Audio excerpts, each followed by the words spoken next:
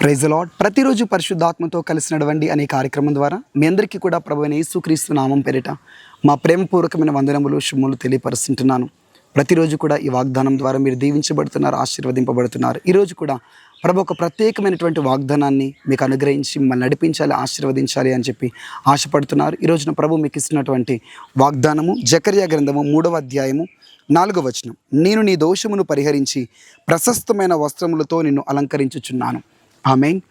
మనము పాపము చేయడం ద్వారా, తప్పిదములు చేయడం ద్వారా అపవిత్రపరచబడి ఆయన దృష్టికి మనం ఆయన ముందు తల ఎత్తలేని వారిగా, అపవిత్రమైన వస్త్రములు, మలిన వస్త్రములు ధరించిన వారిగా కనబడుతున్నాం.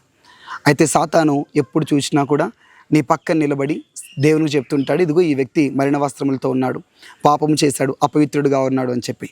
అయితే ప్రభు యెహోషువ విషయమై మాట్లాడినట్లుగా నీతో కూడా మాట్లాడుతున్నాడు. అతనికి ఉన్నటువంటి మలిన వస్త్రములన్నింటినీ కూడా తీసివేసి అతని దోషములంతటినీ పరిహరించి అతనికి ప్రశస్తమైన వస్త్రములు ధరింపచేస్తాను. పాపం చేశానని ప్రార్థన మానేస్తున్నావా?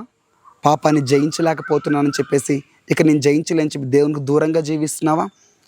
నీ పాపం ఏదైనా, నీకు ఏ మలినం అంటినా, నీకు ఏ అపవిత్రత అంటినా, నువ్వు ఎలాంటి ఘోరమైన పాపములో కూరుకుపోయినా ప్రభు చెప్తున్నాడు, ఆ పాపములన్నీ, ఆ దోషం అంతటిని నా రక్తంతో కడిగి పరిహరించేస్తాను.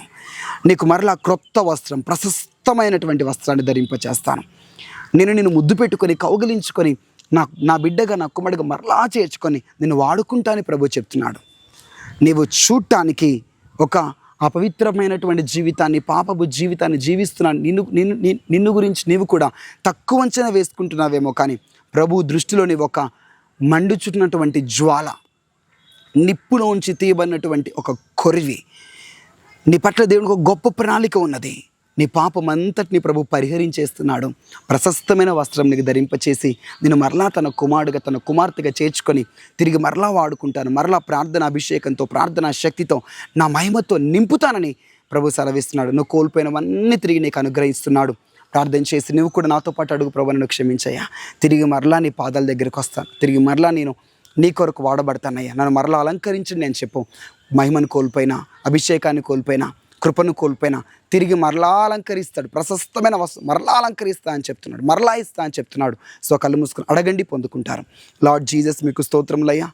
నీ బిడ్డలో ఎంతమంది అయితే నీకు దూరంగా జీవిస్తున్నారో, పాపం చేశామని లోకంలోకి వెళ్ళిపోతున్నాం, దీని నుంచి మేము ఈ పాపం నుంచి జయించలేకపోతున్నామని ఎంతమంది బిడ్డలైతే ప్రభా నీకు దూరం అయిపోయి ప్రార్థన మానేసి, సన్నిధి మానేసి, సహవాసం మానేసి దూరంగా ఉంటున్నారు, నిర్లక్ష్యంగా ఉంటున్నారు, నీ స్నేహం నుంచి అయ్యే దూరంగా వెళ్ళిపోయారు. తిరిగి మరలా వారి పాపములన్నింటినీ మీరు పరిహరించి, క్షమించి, నీ రక్తంతో కడిగి శుద్ధీకరించి నీ ప్రశస్తమైనటువంటి, పరిశుద్ధమైనటువంటి వస్త్రముతో వారిని అలంకరించమని ప్రార్థిస్తున్నాను. వారికి ధరింపచేయమని ప్రార్థిస్తున్నాను.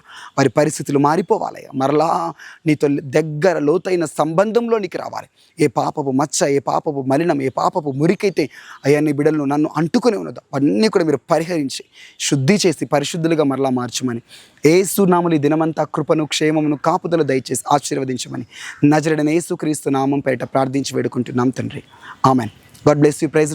ఒక ప్రకటన 28వ తారీఖున సాయంత్రం 6 గంటల నుంచి 9 గంటల వరకు తునిలో ఒక పరిశుద్ధాత్మ అభిషేక కుటుంబ ఆశీర్వాద కూడిక జరగబోతుంది. తుని చుట్టుపక్కల వారందరూ కూడా ఈ మాటలు వింటున్నట్లయితే తప్పకుండా పాల్గొనండి. వివరాల కొరకు మా నెంబర్కి వాట్సాప్లో సంప్రదించండి, మీకు తెలియజేస్తాం. God bless you. Praise the lord.